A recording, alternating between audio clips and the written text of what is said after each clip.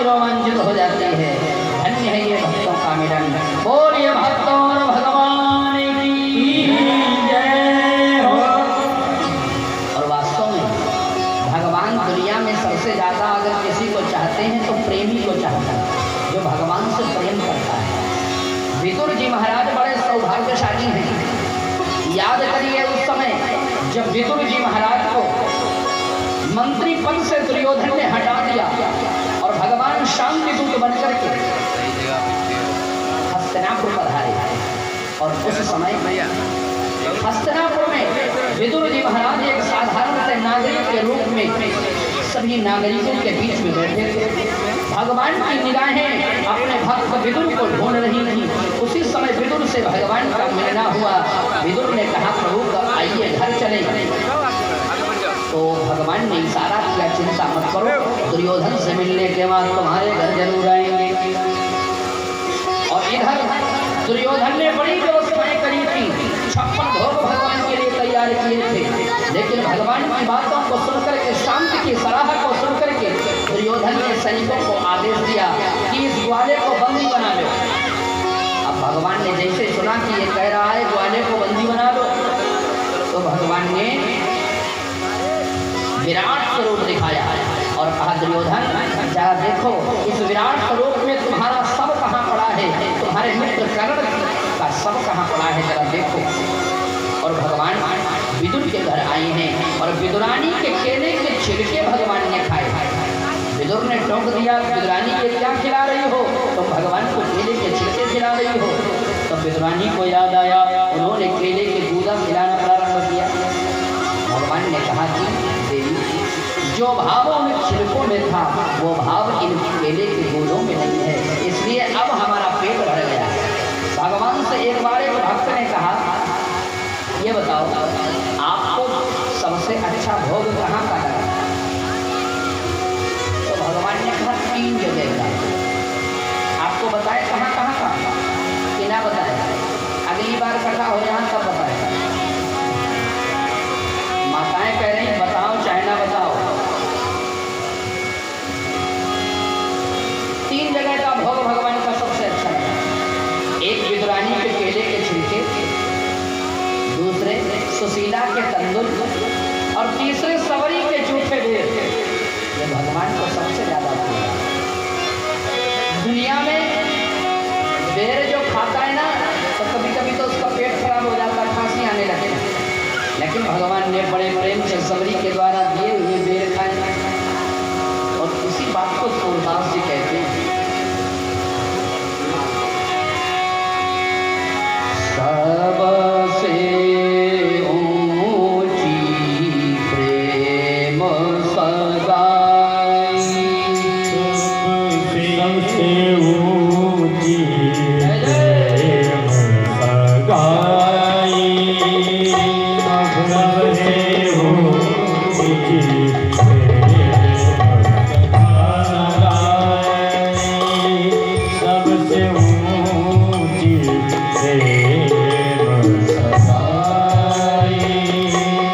सबसे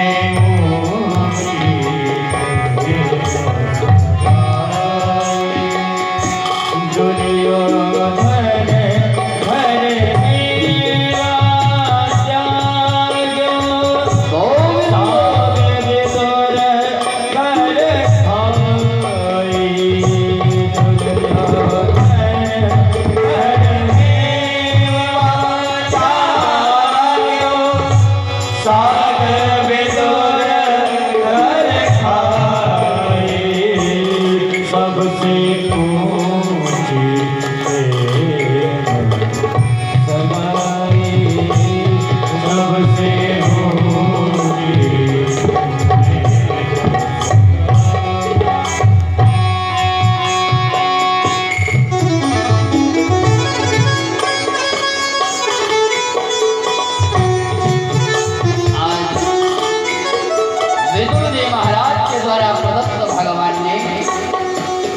विदुरानी के उकेले के छिलके खा करके दुनिया को ये मानव संदेश दिया कि अगर भाव से भक्त के छिलके भी खिलाता है तो उसे मैं खाना पसंद करता हूँ।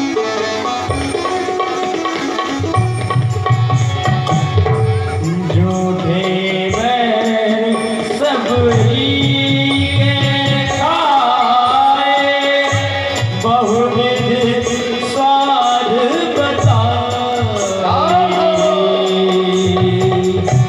झूठे हैं सबरी के खाए, बहुविध साध बताई,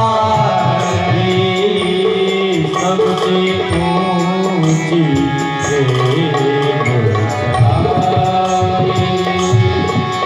सबसे ऊंची प्रेम सदा,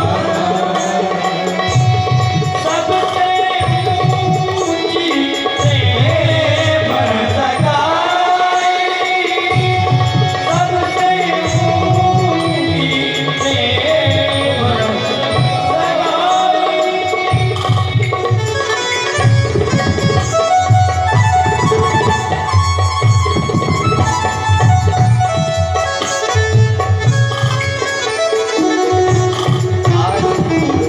भगवान ने प्रेम के वश होकर के अर्जुन के रथ का सारथी बनना स्वीकार किया।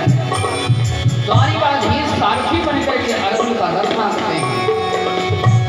राज शिव की युधिष्ठिर कीना, तामे जोत उठाई। राज शिव की युधिष्ठिर कीना, तामे जोत उठाई, सबसे ऊंची प्रेम सगाई, सबसे ऊंची प्रेम सगाई, सबसे ऊंची प्रेम सगाई।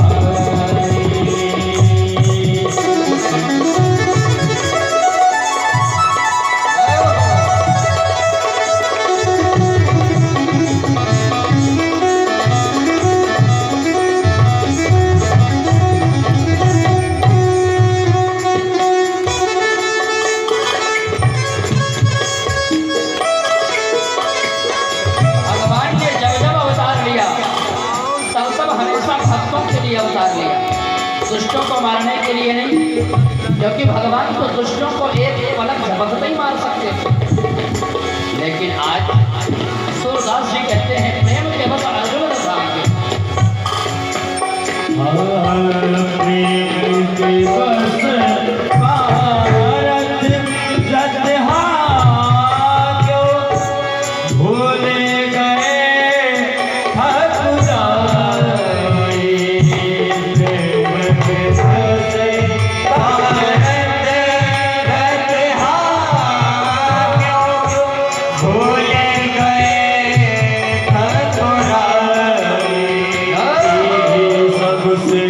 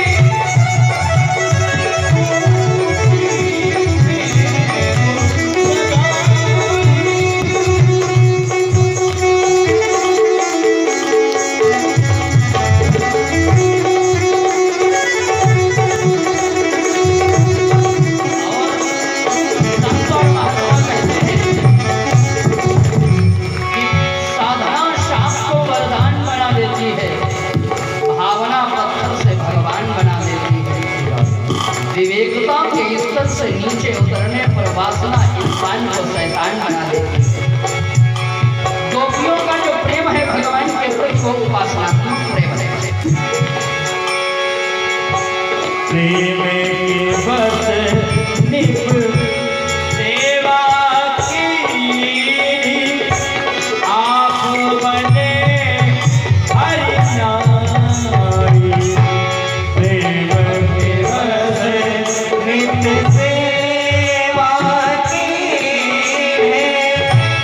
आप बने हरि नारी। प्रेम के बस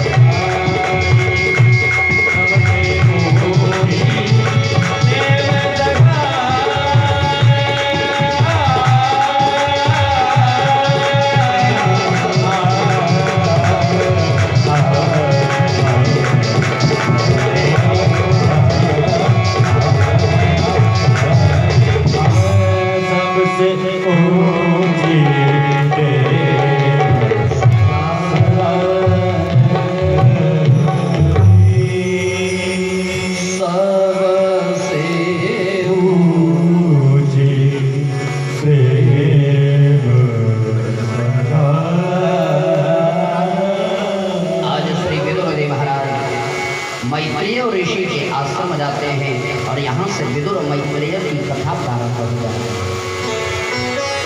एक व्यक्ति, हम और आप अगर एक भागवत जी का अनुष्ठान कराते हैं तो मालूम कितनी भागवत एक साथ चल रही है।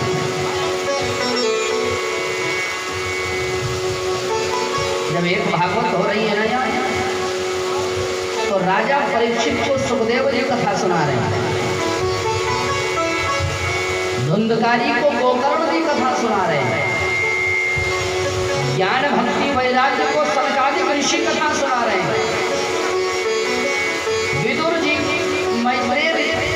मैत्रेय जी विदुर ऋषि को कथा सुना रहे हैं,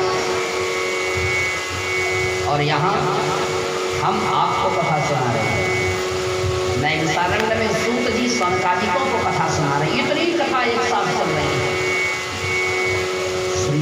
सुखदेव जी महाराज राजा परीक्षित से कहते, राजन स्थिर चित्त होकर के कथा सुनिए, क्योंकि कृष्ण कथा में कोई ऐसी ऐसी कथाएं आएंगी जिनमें तुम्हारे मन में शंका उत्पन्न हो जाएगी।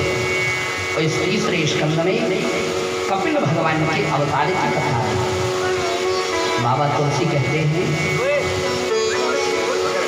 स्वयं भोवा मनोहर सतरूपा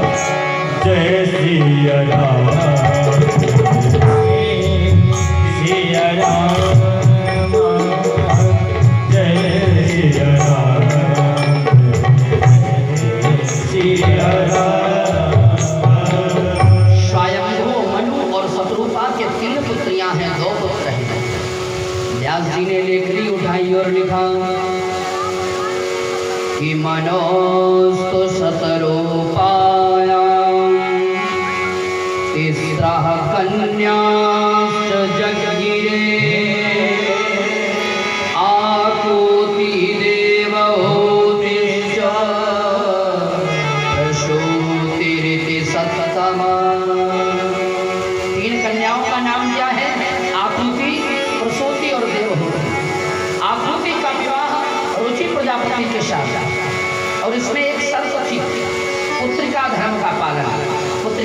जानते क्या है?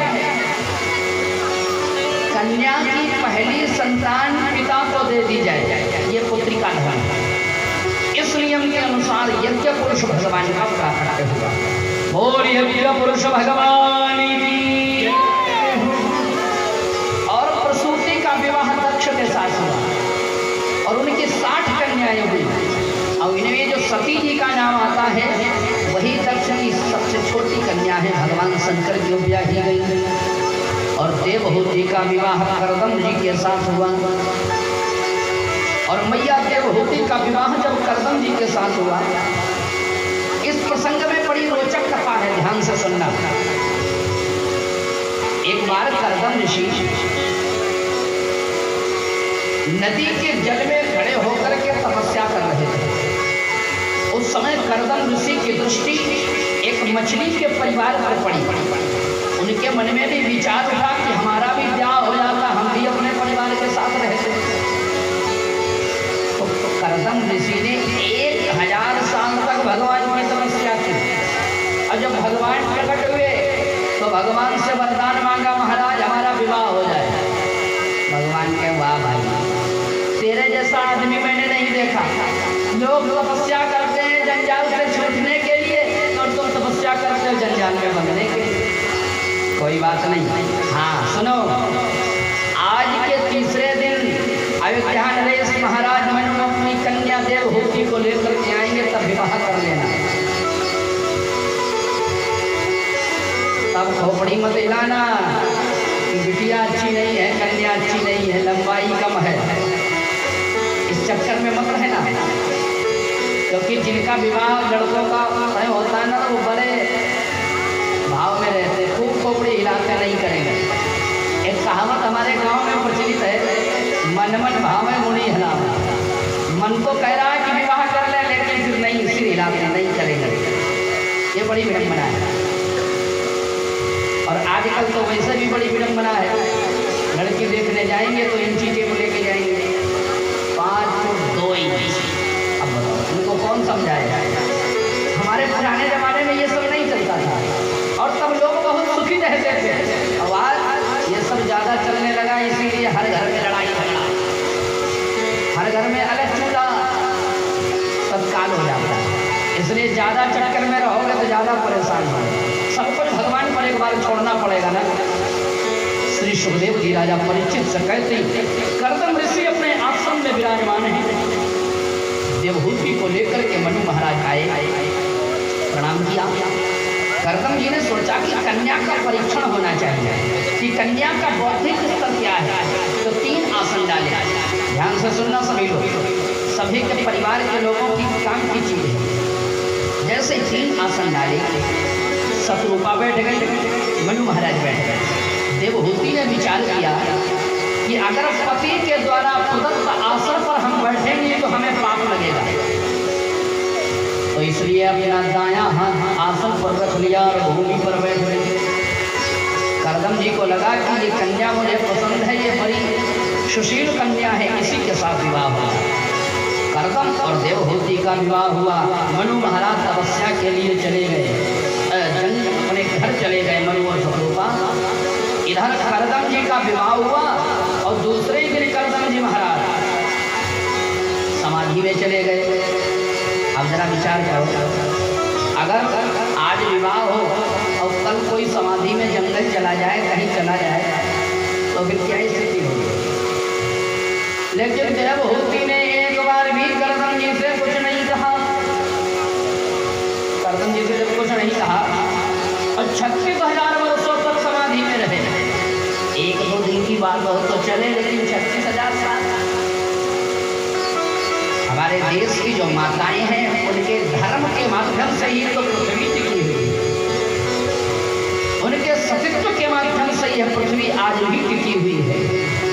मैया देवहूति करदम जी की सेवा करती, सुबह से शाम तक व्यवस्थाएं आश्रम की देखती। एक दिन करदम जी समाधि से जगे और मैया देवहूति आश्रम में झाड़ू लगा रही थी। करदम जी ने पूछा, देवी आप कौन? अब जरा विचार करो, जिससे विवाह करके आप जिसको घर में लाए हो और उससे आप 2-4 साल बाद पूछो आप कौन, तो फिर बताओ क्या दशा हो। करदम जी ने जैसे पूछा आप कौन, वो देवहूति कहती महाराज आज के 36,000 साल पहले हमारा आपका विवाह हुआ था, कुछ याद आया? हाँ देवी याद आ रहा। अच्छा तो आप देवहूति हैं? करदम जी ने कहा क्षमा करिए देवी, मैं तपस्या में लग गया। और उसी समय करदम जी ने एक सुंदर विमान का निर्माण किया और उस विमान में समस्त भोग की सामग्री एकत्र करी और 1000 वर्षों तक उस विमान में रहे। 9 कन्याओं का जन्म हुआ, एक बालक का जन्म हुआ। बालक वो स्वयं भगवान के अवतार हैं, कपिल अवतार। देखिए सतयुग में जब भगवान का जन्म हुआ उनमें मत्स्य अवतार, बाराह अवतार, कपिल अवतार, ये सतयुग के अवतार हैं। और उसके बाद में चौथा अवतार नृसिंह अवतार, ये सतयुग का अवतार। त्रेता में परशुराम अवतार, राम अवतार, ये त्रेता के अवतार हैं। द्वापर में भगवान कृष्ण, व्यास जी, ये 10 अवतारों की जो श्रेणी है। कलयुग में भगवान बुद्ध और कल के अवतार भी होने वाला है। इस तरीके से समस्त युगों का वर्णन करते हुए श्री व्यास जी महाराज कहते हैं आज भगवान श्री कृष्ण के विषय में श्रीमद् भागवत में इतनी चर्चा है, लेकिन कभी कभार ये हो जाता है कि ज्ञान की चर्चा करते करते, अध्यात्म की चर्चा करते करते हम लोगों का मस्तिष्क शून्यता को प्राप्त हो जाता है। कपिल भगवान ने अपनी माता देवहूति को सांख्य दर्शन का ज्ञान दिया। वैसे तो विश्व में 263 फिलासफियाँ हैं। फिलासफी माने दर्शन, 6 आस्तिक दर्शन है, 6 नास्तिक दर्शन, लेकिन जो सांख्य दर्शन की चर्चा है वो बड़ी अद्भुत है। उसमें बताया कि प्रकृति हमें क्यों नहीं दिखाई देती। आप लोगों के मन में भी ये प्रश्न आएगा कि प्रकृति क्यों नहीं दिखाई देती। तो एक जगह शास्त्र में लिखा इंद्रिय घाता, इंद्रिय के नष्ट हो जाने से प्रकृति नहीं दिखाई देती। जैसे किसी की आंख सावन में फूट जाए और जेठ के महीने में उससे पूछा जाए भैया सामने मौसम कैसा है, तो वो तो कहेगा हरा हरा। एक कहावत नहीं है सावन की फूटी हरी है, ये कहावत यहीं से दी गई सांख्य दर्शन से।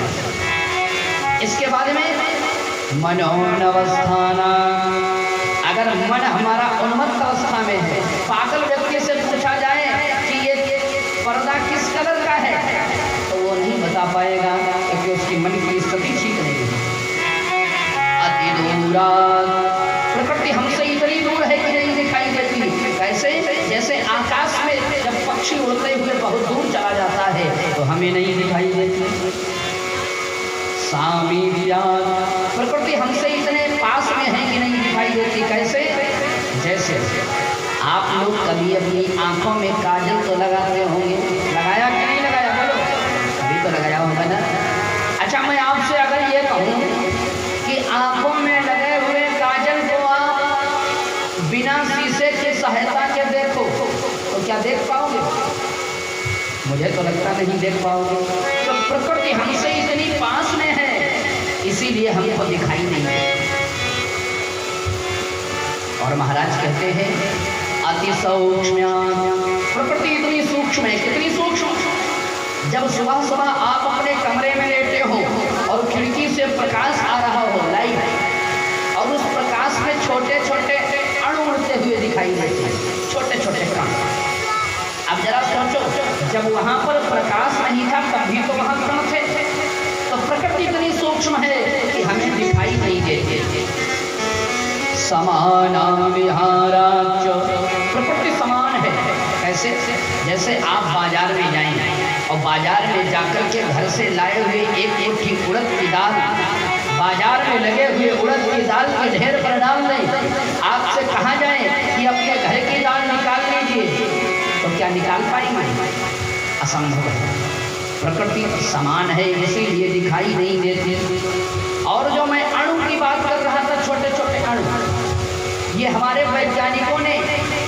जिनका नाम दिया इलेक्ट्रॉन, न्यूट्रॉन और प्रोटॉन।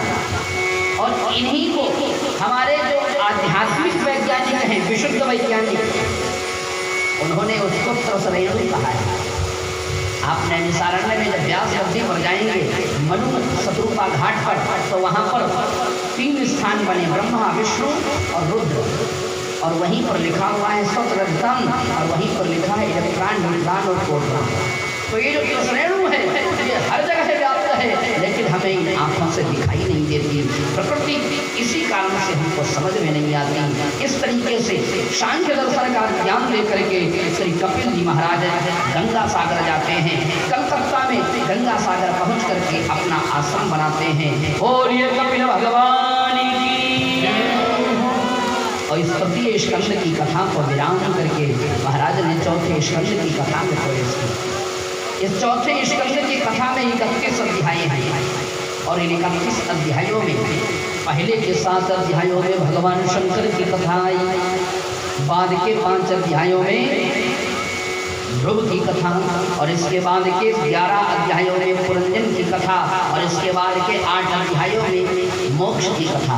तो 7, 5, 11 और 8 यह मिलाकर के 31 अध्याय हुए।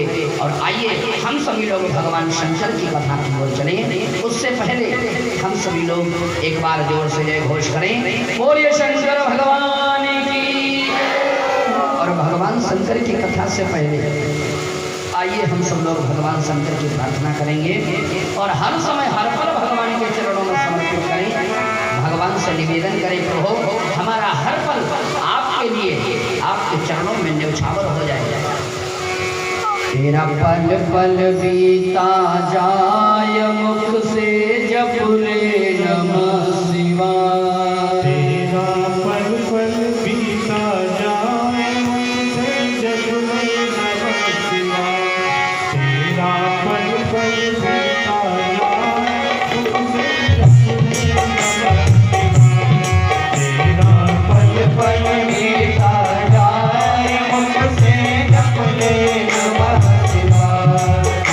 सभी लोग प्राणी सेवा करते हुए बोलिए शंकर भगवान की।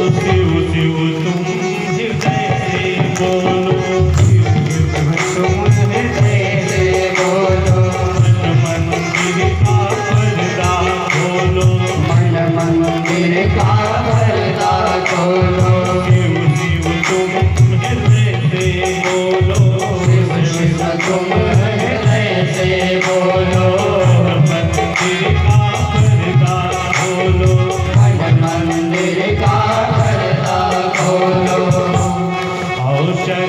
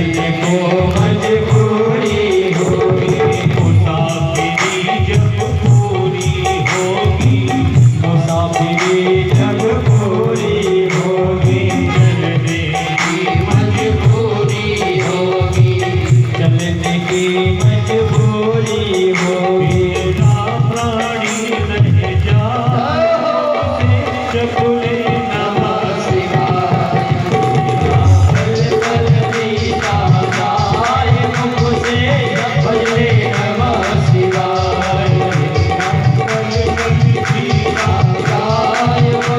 भजले नमः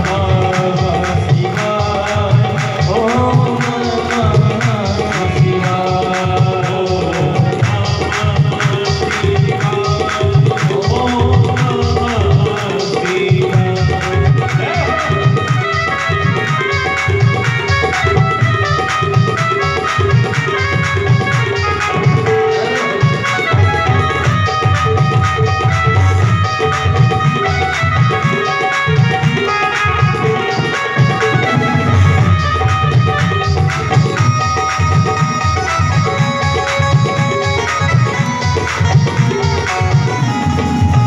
पल पल बीता जाए मुख से भजले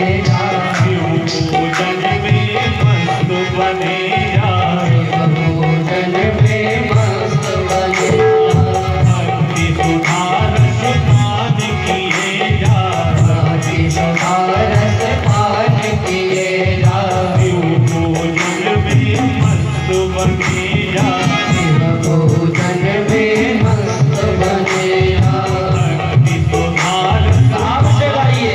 शिवाय भोलेनाथ का ध्यान करें और कहें जय जय दर्शन विश्वनाथ के पार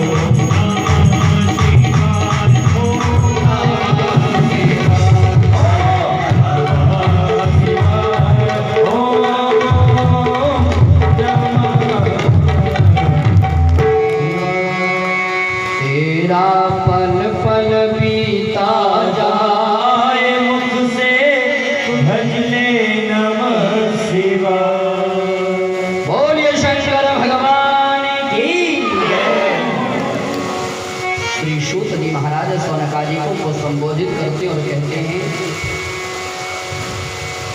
दक्ष की सबसे छोटी पुत्री शची भगवान शंकर को ब्याही नहीं। 60 कन्याएं हैं दक्ष की, उनमें 10 धर्म को ब्याही नहीं, 13 कश्यप को, 27 चंद्रमा को, 2 अश्विनी कुमारों को, 7 सप्तर्षियों को, और इसके बाद में सबसे छोटी कन्या सती भगवान शंकर को ब्याही नहीं।